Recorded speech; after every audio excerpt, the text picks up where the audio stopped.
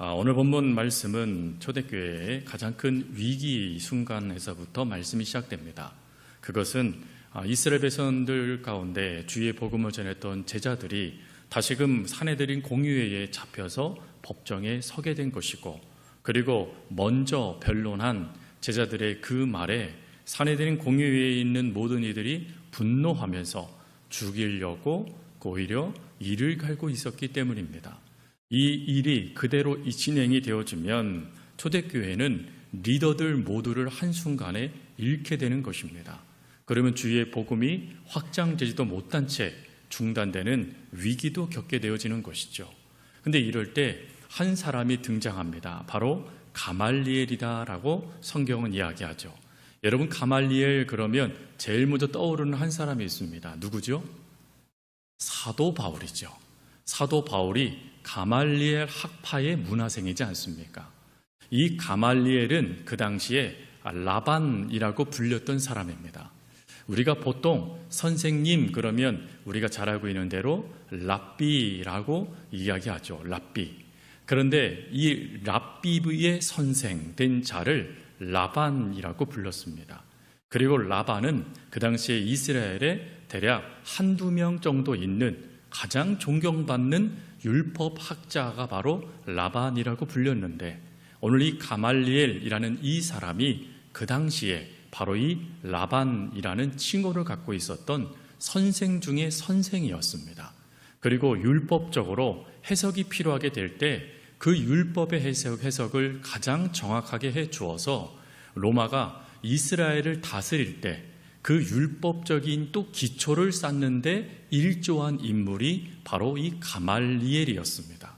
그가 오늘 일어나서 아주 지혜롭게 이야기합니다. 그것은 이게 사람으로부터 났으면 그것은 곧 사라질 것이지만, 만약에 이것이 하나님께로부터 났으면 무너뜨릴 수 없고 자칫 잘못하면 우리가 하나님을 대적하는 자가 될 수 있다.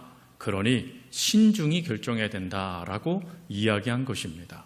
그러니 이 이야기에 어찌합니까? 사내들인 공회 회원들이 자신들의 감정을 누구로 들인 다음에 무엇을 하냐면 두 가지를 결정을 합니다. 하나는 먼저는 능욕, 모욕을 주는 것을 결정을 해요. 그리고 두 번째로는 채찍질했다라고 되어져 있는데, 여기서 이 채찍질할 때 이 역사를 다른 말씀을 보니까 40의 감한매 하나, 즉 39대를 때리는 채찍 형벌을 내린 것을 말하는 것입니다. 채찍을 쳤으니 더 이상 제자들이 그 아픔과 그 고통 때문에 복음을 전할 수 없게 될 것이고, 그러면 지금의 이 분위기 곧 사라질 수 있겠구나 하는 생각으로 두 가지를 이 제자들에게 행한 것이죠. 여러분, 모욕을 당했으니 가장 큰 내상을 받게 되겠죠. 그러니 저들의 마음도 추스려야 되고, 그리고 몸도 추스려야 되니, 이렇게 되면 저들을 따르는 자들 이제 사라지겠구나 하는 생각으로 이와 같은 결정을 내린 것입니다. 근데 그 다음 말씀에 보니까 놀라운 제자들의 모습이 나오죠. 첫 번째 모습은 뭡니까? 기뻐했다라는 말씀이 나오고, 두 번째 말씀은요, 그들이 즉시 복음을 증거했다라고 기록해 놓고 있습니다. 그래서 오늘 이 본문의 말씀에 핵심되는 말씀들은 41절과 42절입니다. 우리는 이 41절, 42절을 중심으로 해서 제자들이 왜 기뻐했는지에 대한 첫 번째 이유, 그리고 제자들이 복음을 증거했던 이유와 어떻게 복음을 증거했는가에 대한 모습을 함께 살펴보고자 합니다. 먼저 첫 번째로는 그의 이름을 위하여 기뻐하는 삶입니다. 오늘 분명히 41절에 사도들이 기뻐했는데 스스로 이제 살았으니 기쁘다, 이 표현이 아니었죠. 41절을 우리 다시 한번 읽겠습니다. 41절입니다. 사도들은 그 이름을 위하여 능력받는 일에 합당한 자로 여기심을 기뻐하면서 공의 앞을 떠나니라. 아멘. 여러분, 이들이 기뻐한 이유가 무엇이죠? 그의 이름을 위하여 였다라는 것입니다. 여기서 이 그의 이름이라는 것은 우리는 즉시 알죠. 누구입니까? 예수 그리스도이시죠. 그러나 이 그의 이름이라는 이 이름은 단지 예수님의 이름을 뜻하는 내용이 또 아닙니다. 여기에는 몇 가지 의미가 있는데, 그 당시에 그의 이름이라는 이 표현은 이스라엘 백성들은 야훼라는 하나님이라는 이름을 함부로 부를 수가 없었습니다. 그래서 엘로힘, 구약에 보면 엘로힘이라는 단어가 나오잖아요. 그 엘로힘이라는 단어가 바로 야훼를 부를 수 없으니 조금 하나님의 그 이름을 직접 부르지 않고 별명과 같은 이름을 부른 게 엘로힘이었습니다. 그런데 이것도 함부로 부를 수가 없었어요.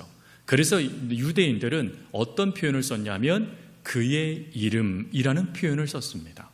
그러니 지금 사도 베드로와 그리고 다른 11 제자들이 그의 이름으로 인하여서 능력받은 걸 기뻐했다라는 이 표현은 결국 누구의 이름으로 자신들이 능력받은 걸 기뻐했다는 뜻입니까? 하나님의 이름으로 능력받은 것을 기뻐했다라는 뜻입니다. 그러니 이 제자들이 말하고, 이 제자들이 지금 이렇게 복음을 증거하고 모욕을 당하는 이 모든 행위는 누구를 위한 행위입니까? 하나님을 위한 행위였다라는 것입니다.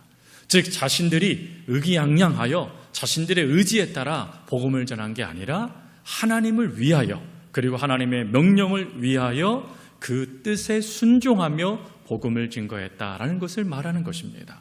그리고 또 더 중요한 것은 이 그의 이름이라는 이 단어 이름의 뜻에는 세 가지의 또 의미가 또 있어요. 그것은 권위를 뜻하고 권능을 뜻하고 구원을 뜻하는 단어입니다. 그러니 권능의 이름, 구원의 이름, 그리고 또한 권위의 이름이신 하나님의 이름을 가지고 우리가 모욕을 당했으니 우리가 하나님을 위해 받은 것이니 기뻐해야 된다라고 이들이 기뻐했다라는 것입니다. 그런데 이러한 모습은 사도 바울이 바로 이러한 그의 이름에 대해서 어떤 의미가 있는지에 대해서 또 이렇게 설명을 했죠. 빌립보서 2장 10절에 하늘에 있는 자들과 땅에 있는 자들과 땅 아래에 있는 자들로 모든 무릎을 예수의 이름에 꿇게 하시고 라고 말씀을 했어요. 왜 무릎을 꿇습니까? 그의 이름은 하나님이시기 때문에 그래요. 즉 예수님은 하나님이시기 때문에 그 하나님 앞에 모든 피조물들은 무릎을 꿇고 경배해야 된다라고 말해주고 있는 것입니다. 그러니 하나님을 위해 고난받았으니 기쁘다는 것입니다. 성도 여러분, 하나님을 위해서 내가 욕먹었어요. 그러면 기쁘세요? 슬프세요? 화나세요? 어떠세요? 다 나타나죠. 기쁜 것 같기도 하고 슬픈 것 같기도 하고 조금 있으면 화나잖아요. 근데 제자들은 기뻐했다라는 거예요.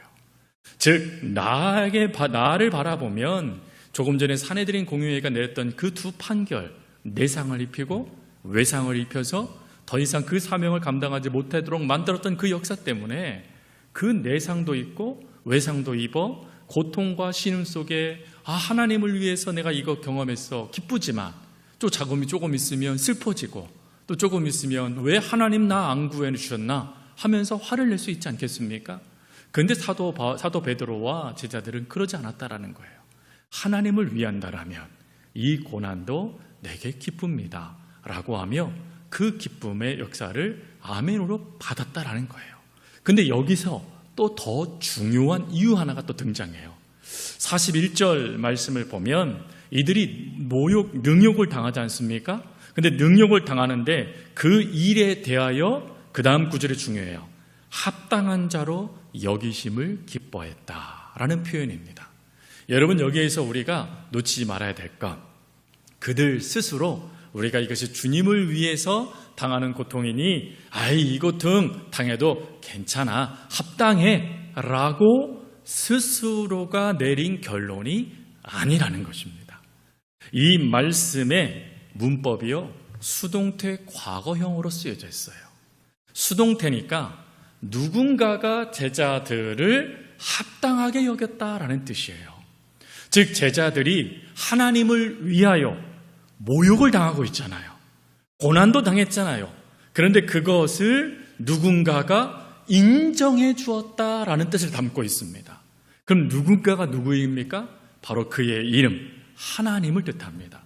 즉 이들이 고난을 당하고 모욕을 당한 그것을 하나님이 합당한 모습으로 인정해 주셨다.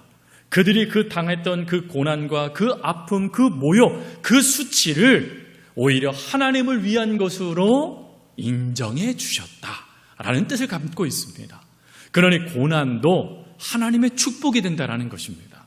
그래서 이 구절을 한 주석학자는 이렇게 설명을 했습니다.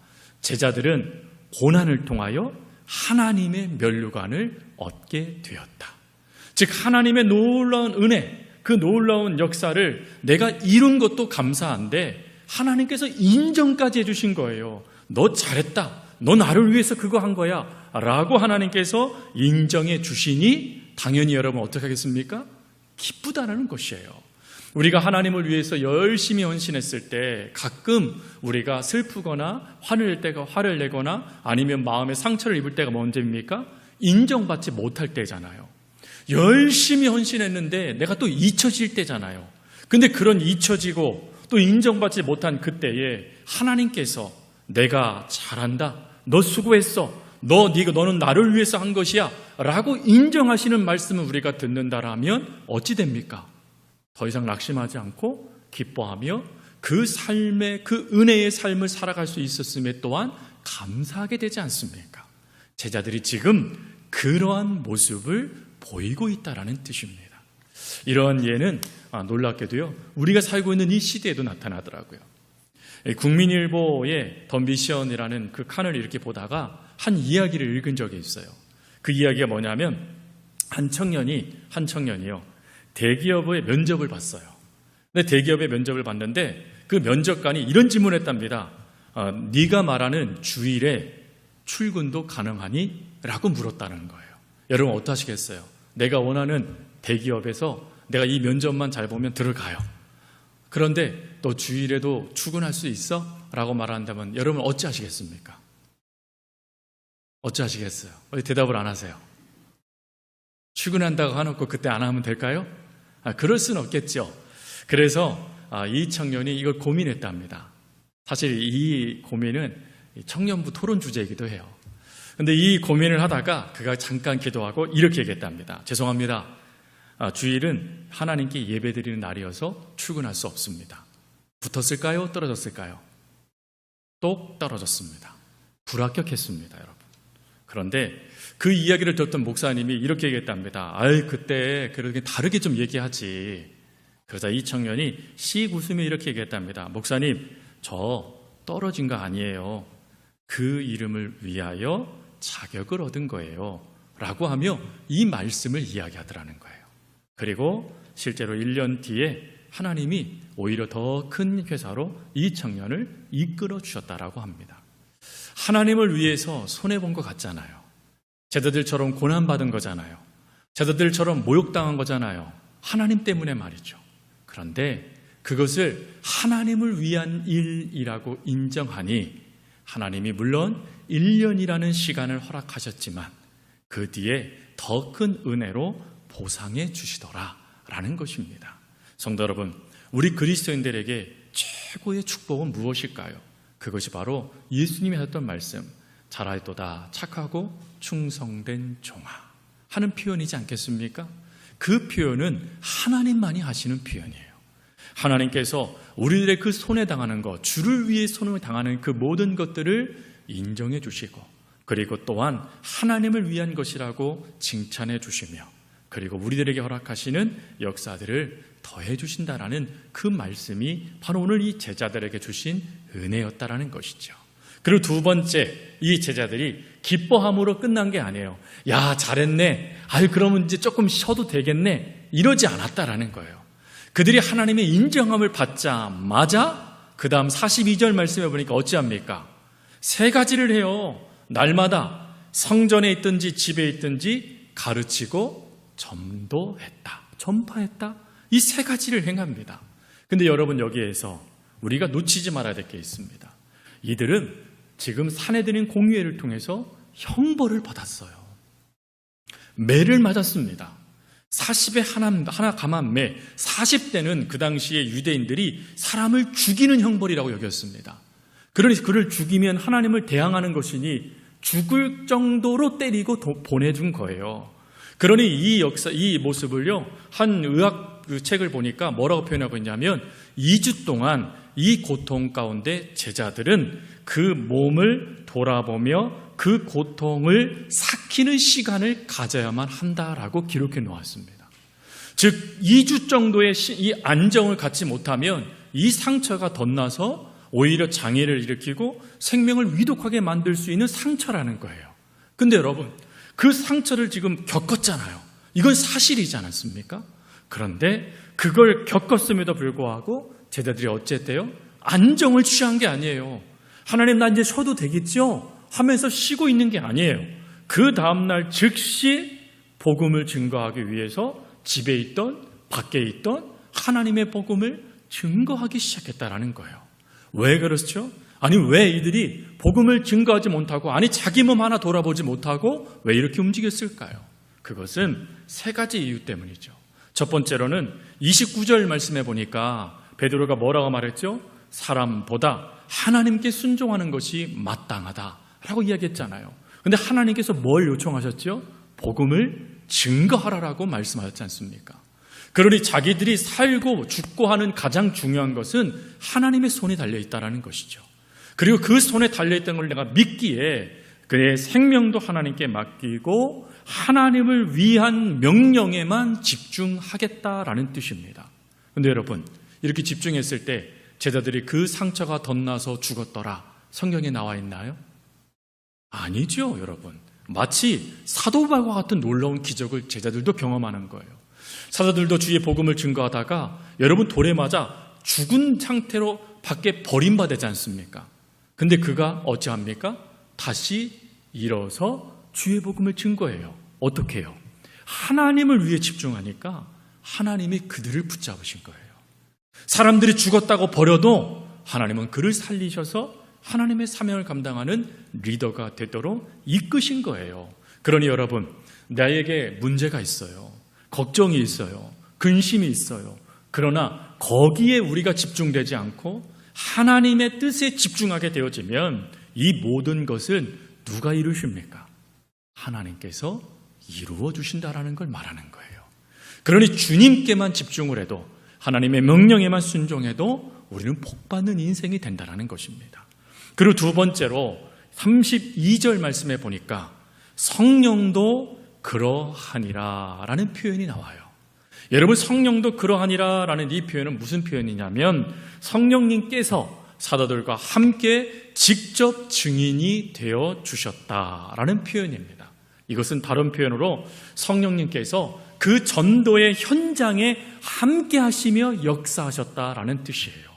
그러니 지금 제자들의 상태는 말이 아니할 수도 있어요. 물론 하나님이 완전히 치유하실 수도 있겠지요. 그러나 그런 어떤 상태이든지 간에 그들이 주의 복음을 증거할 수 있는 역사, 힘은 누가 공급하셨다라고요? 성령님께서 공급하셨다라는 거예요.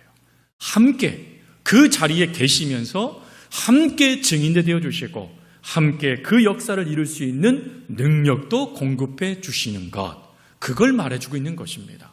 그러니 이런 놀라운 역사를 경험했으니 여러분 자신들이 지금 당하고 있는 이 고통 속에서도 일어서 주의 복음을 위해 발을 내디디면 누가 역사하십니까? 성령님이 역사하시는 거예요. 믿고 나갔다라는 걸 말하는 것입니다. 그리고 세 번째로 복음의 능력 때문에 그래요.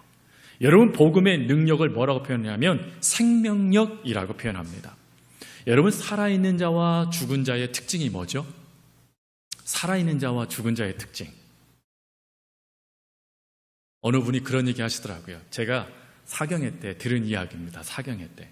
신학교 사경회 때 갔더니 부흥 강사님이 이제 셋째 날이니까 얼마나 피곤해요. 신학생들이라도 여러분 버틸 수 없어요. 너무 힘들거든요. 그러더니 이렇게 질문하는 거예요. 죽은 자와 산자를 구별하는 한 가지 방법이 있다. 그러시는 거예요. 그래서 어느 전사님이 손에 코를 대보면 됩니다. 맥박을 짚어보면 됩니다. 그랬더니 이 목사님이 그러시는 거예요. 아재 개그죠. 간질러 보면 된대요. 간질러 보면 된대요. 그래서 간질러서 몸이 움찔하고 웃으면 살아있는 사람, 그리고 가만히 있는 사람은 죽은 사람, 그렇게 얘기를 하시는 거예요. 그러면서 이런 말씀을 하시는 거예요.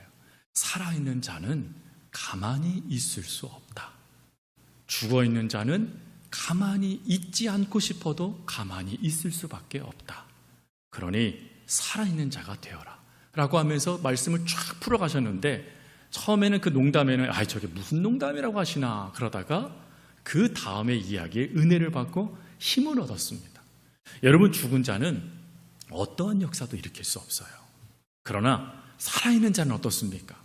생명력이 있어요. 이 생명력은 놀랍도록 하나님의 놀라운 역사를 이루어갈 수 있도록 끊임없는 원동력, 힘을 공급해 줍니다. 이런 놀라운 역사를 경험했던 예레미야가 뭐라고 얘기합니까? 예레미야서 20장 9절에 그는 이렇게 말을 합니다. 내가 다시는 여호와를 선포하지 아니하며 그의 이름을 말하지 아니하리라 하면 나의 마음이 불붙는 것 같아서 골수에 사무치니 답답하여 견딜 수 없나이다. 하나님의 복음의 생명이 제자들에게 들어오니 답답하게 견딜 수 없는 거예요. 이걸 증거하지 않으면 안 되는 거예요. 왜? 그걸 증거해야 수많은 영혼들이 그 복음의 메시지를 듣고 구원받고 자녀가 되어 하나님의 놀라운 복을 받을 수 있으니 말입니다. 그래서 그 생명력을 가지고 제자들이 복음을 증거하기 시작했다라는 거예요.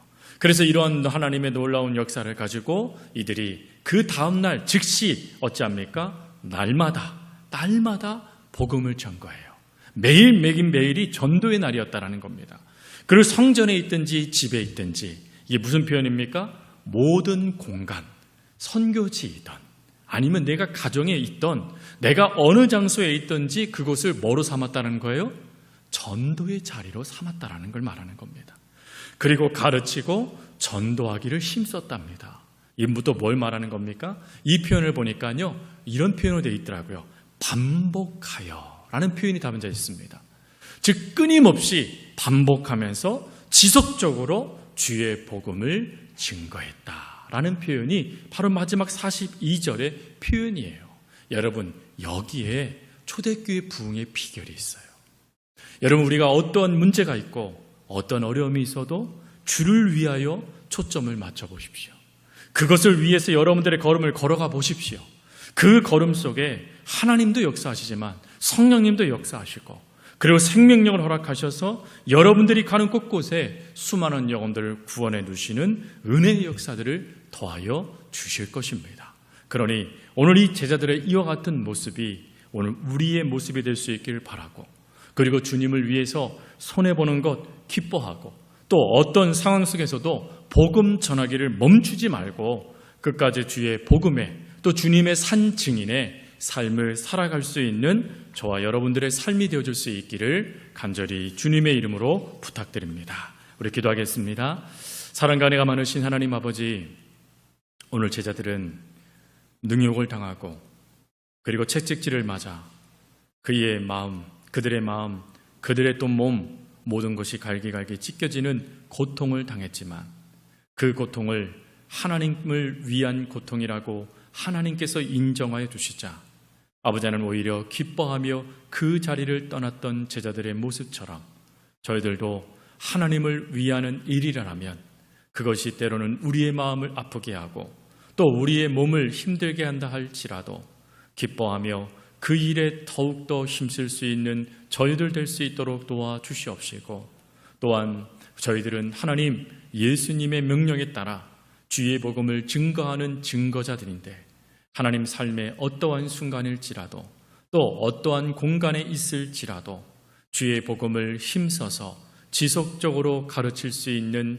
저희들 하나님 되게 하여 주옵소서. 하나님, 바라옵기는 하나님 내일부터 시작되는 우리 청년부 수련회를 붙잡아 주셔서 참여하는 청년들 3일 동안 아버지는 더욱더 하나님의 말씀을 가까이 하고 또 그 진리의 말씀을 깨달으며 서로가 서로를 위해서 기도해 주면서 그 믿음의 공동체를 다시 세워갈 수 있는 귀한 시간 될 수 있도록 도와주시옵시고, 그리고 조금의 불미스러운 일도 발생되지 않도록 지키어 주셔서 2박 3일이 하나님의 은혜를 경험하는 복된 시간 되게 하여 주옵소서. 감사합니다. 언제나 저희들을 사랑하여 주시는 예수님의 이름으로 기도합니다. 아멘.